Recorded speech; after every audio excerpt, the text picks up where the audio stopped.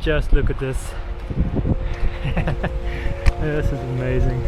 It's not going as fast as I would have hoped. I think the safe decision here is to walk back. They're just following me because I have a shepherd's cane. Come on! Look at this.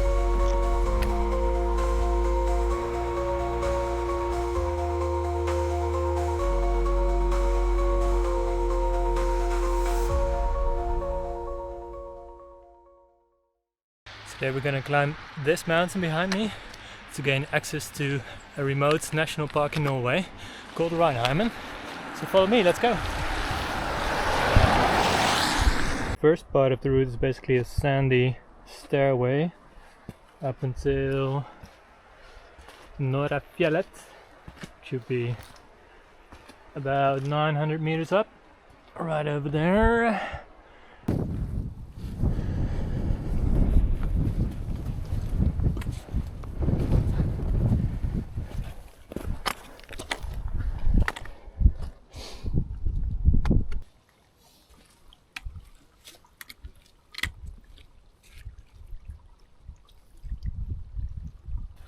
Straight from the Norwegian supermarket I have a beef kebab sandwich.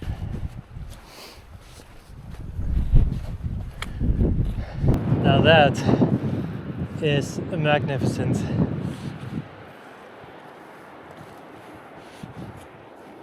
There is absolutely nothing around me but mountains. I mean, just look at this. This is amazing.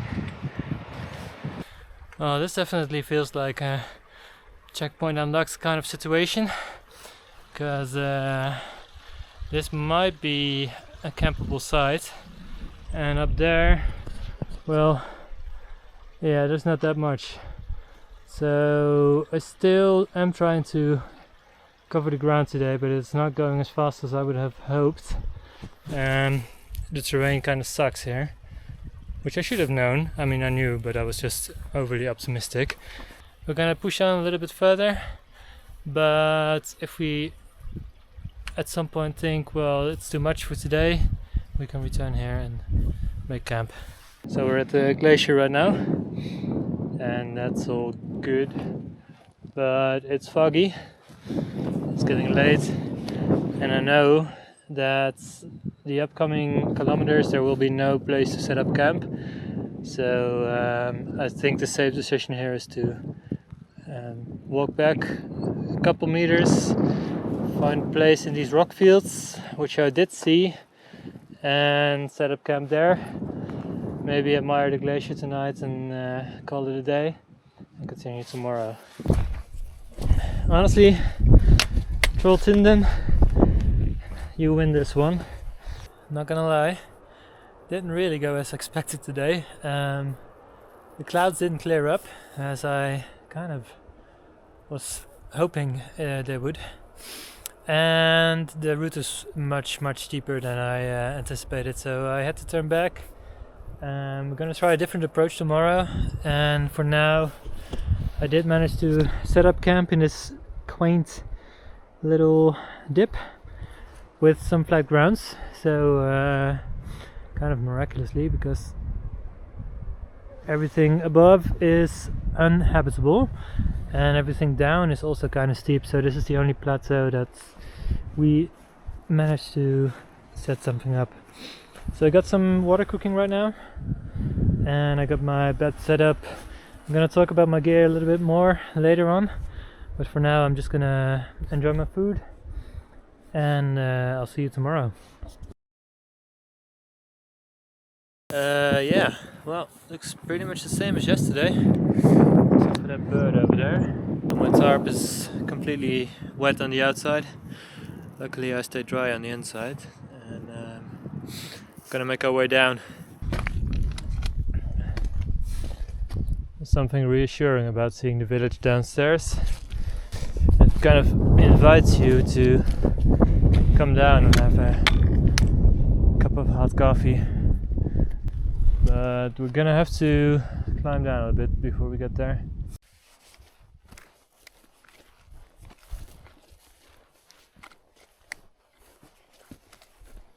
it's time for plan B. My original plan B was to just continue up, and if I had any delays I would just maybe later on cut back to the road and take a bus. But I decided to go for plan C, which is take a bus now and try and speed up a bit on the other side. I'm rating this bus stop on this side of the road 2 out of 5. There is a block of concrete with a chain, so that's nice.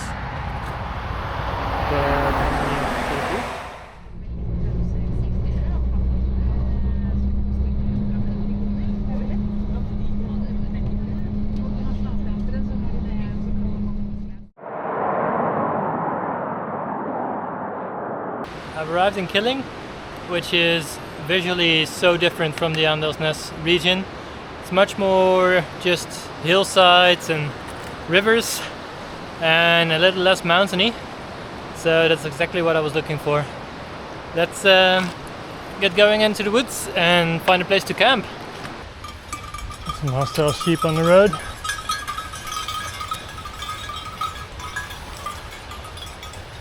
I'm not sure, are they trying to push me away, you think, or are they trying to follow me because I have a shepherd's cane?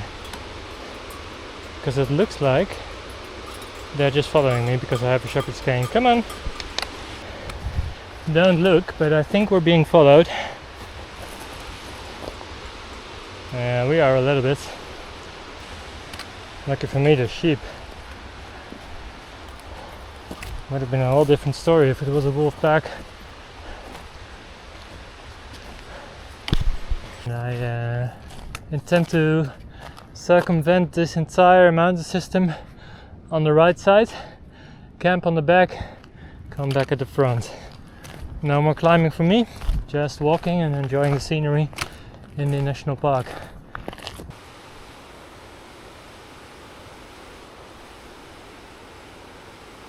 I think I just found the perfect camping spot for tonight, with that view, fresh water right over there, and a whole lot of space to build a tent.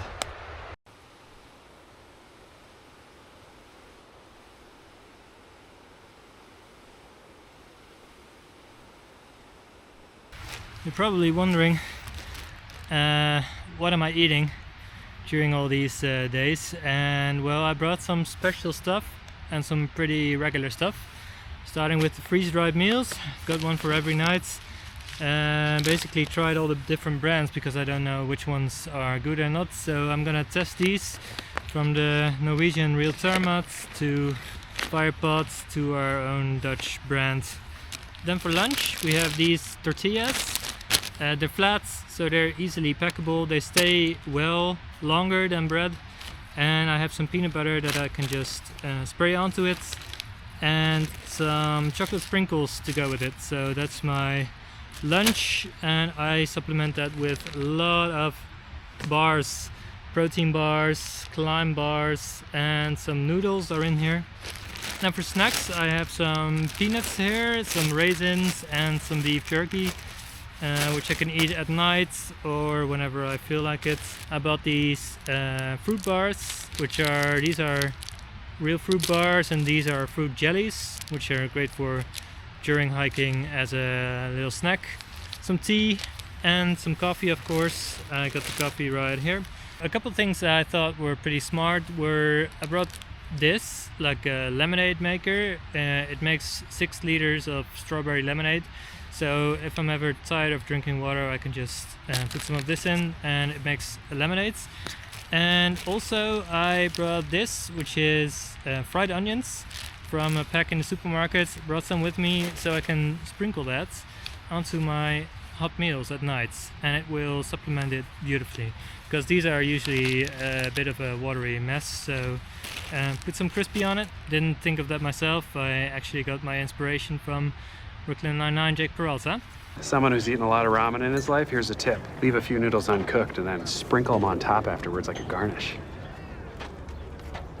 Gives you an extra little fun bonus crunch. I wanted to show you this mosquito net that I fabricated, because it's swarming right here, so I can't be outside, and I'm gonna use this inside of my tarp tonight, but right now It functions as a makeshift mosquito net outside, so I can eat in peace and read a book before I go to bed.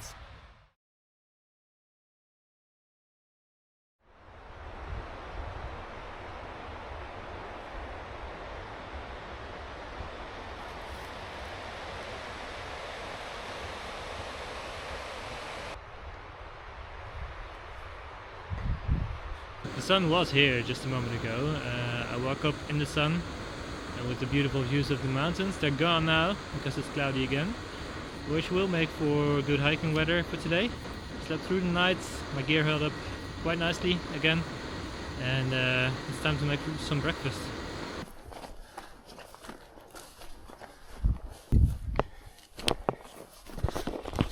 I'm glad I brought a GPS device because the views are non-existent right now.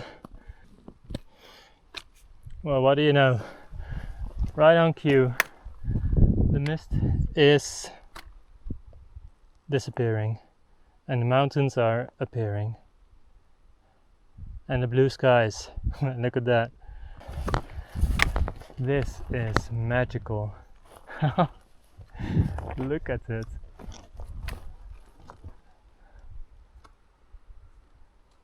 Crazy. This is more like I imagined it to be. Complete, unspoiled nature with a flat hiking path to connect me to my next camp.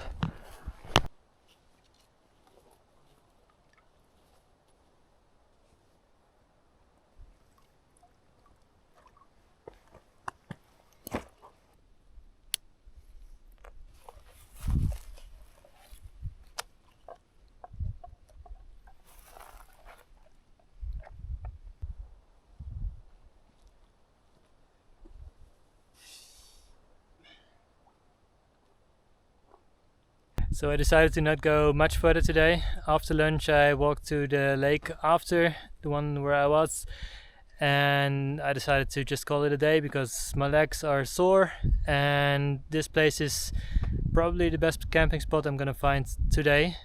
So I'll call it a little early. Set up camp, chill, maybe read something and eat, of course. And after that I'm gonna show you my gear.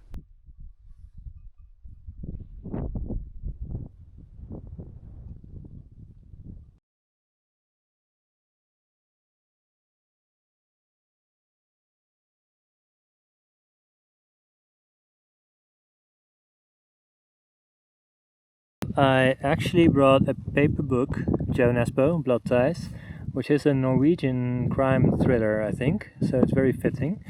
I picked this up at the airport and it's actually this big, so yeah, I should probably consider buying like an e-reader because these things are heavy.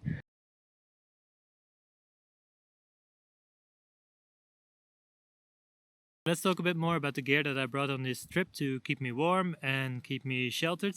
In front of me I have these BRS stove combined with some 800 milliliter 2-piece cook pots, and I've got this orange thingy to keep the gas canister in place, which is actually really helpful. And both of these you can get very expensively on Amazon, but I got them quite cheap at AliExpress, so that's a recommendation from me. For my backpack I have the Lundhags Padje Light. I found this after a lot of searching for a good backpack that's not ultralight but lightweight and fits into like the ultralight style with a lot of mesh pockets on the outside and a big compartment on the inside. So I think this is a pretty cool backpack. It comes with no extra pockets, so I added on this side a 3FUL shoulder strap and a other pocket from Musen. I don't know, but I just wanted to have some extra pockets on the outside so I can get my water bottle and my GoPro connected to something and to have some candy in my hip belts. So let's take a look inside of the sleep system. On top I have the crown jewel of my gear, which is the Zenbivy quilt. I think I have the light bed, both down lower and upper side. and in this I can just toss and turn. It gives you so many options to sleep comfortably, and it really feels like sleeping at home in your own bed. Underneath it I have the Summit Ultralight, which is a very light pad, and it's also very thin. But I like the baffle system. I think it's really comfortable, even though it's very thin. And actually I think there's another upside to having a low pad, because when you're close to the ground, the difference between your arms touching the ground next to the pad and your arms being on the pad, it doesn't really matter. So you don't wake up at night with your arms hanging like a mile below. So I really like that. To deal with the mosquitoes, I have this army surplus mosquito net, which I just tie around here and then just throw over the whole thing. I use some heavy stuff like bags to keep it in place, and then I get some sleep. And to top it all off, I have the MSR water filter kit, which is a 4-liter water filter system, and this filter can be used separately by disconnecting here and putting it in a stream, so you can filter on the go, but you don't have to. Dinner tonight, it's gonna be a fire pot chili non-carne, topped off of course with my own fried onion sprinkles and a bag of organic clipper tea. I'm eating like a king tonight.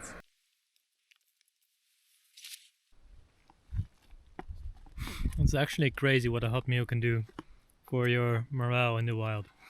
It's I was just eating and I was laughing out loud because I've got a hot meal so far away from home, yet all the comforts of well, being at home. So cheers to you.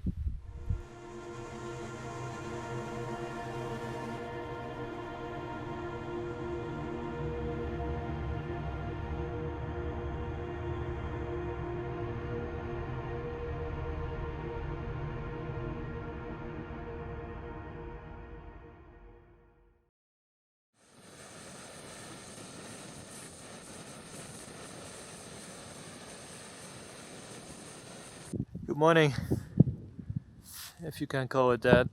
I didn't sleep much at all last night. The wind picked up and the rain, so my tarp kind of looks like a swimming pool right now on the backside.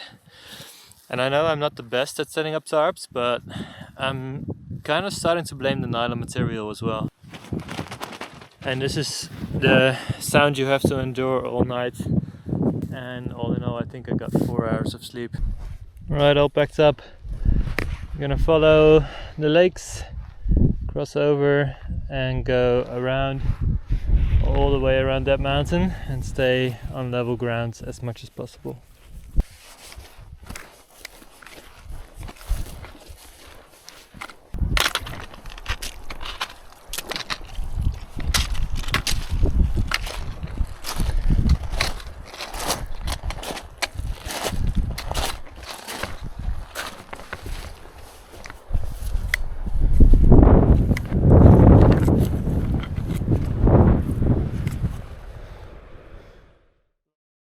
With about 4 hours of sleep and waking up extremely grumpy because of the wind and rain, I would have expected to crash maybe in the middle of the day during the hike, but that hasn't happened yet. Quite the contrary, it's going extremely smoothly. Maybe because it's a bit downhill and flat terrain, but I feel great.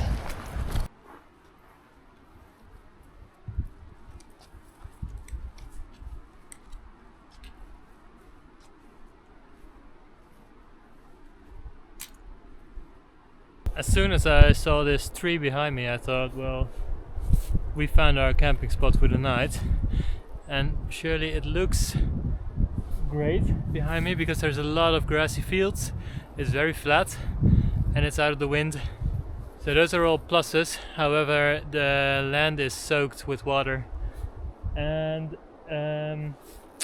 yeah, so that will not be a very good place to set up a tent for the night. Gonna continue a couple minutes that way and see if we can find a nice camping spot for the night.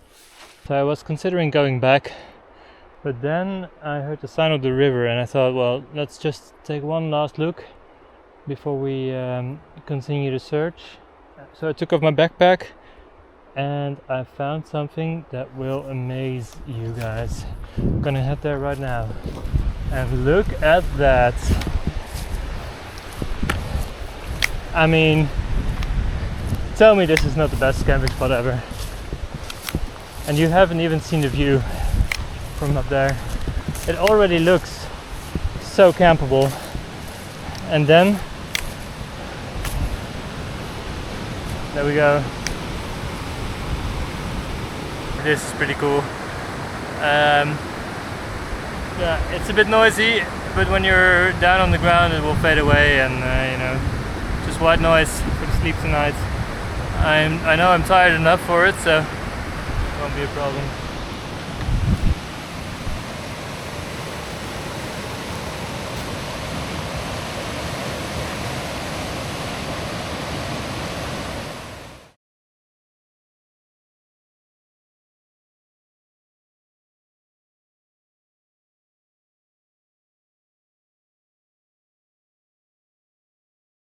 Let's look inside.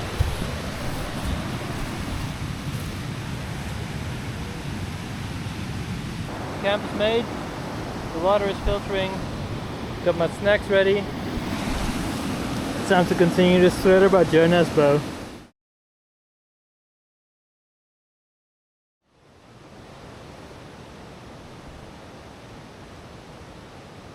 It's a cold day today.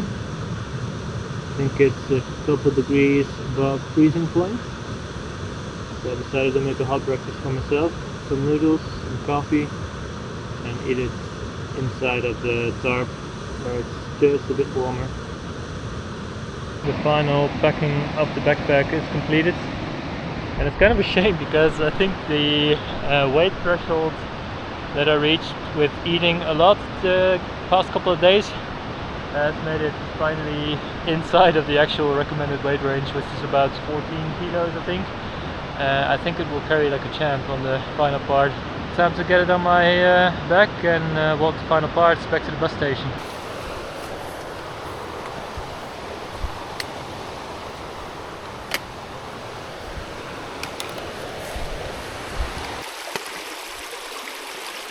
If you get tired of watching me trying to cross streams without falling flat on my back, let me know in the comments. I do not get tired of this.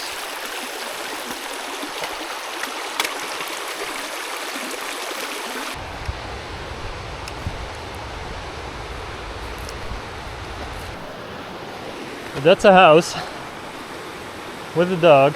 Hey dog. And this is a bridge.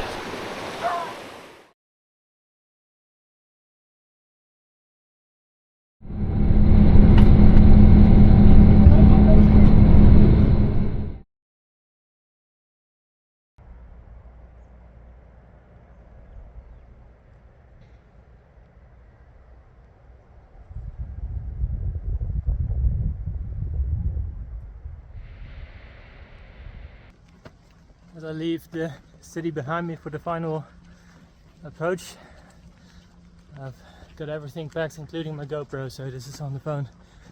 But I'm ready to go home. Thank you all so much for watching.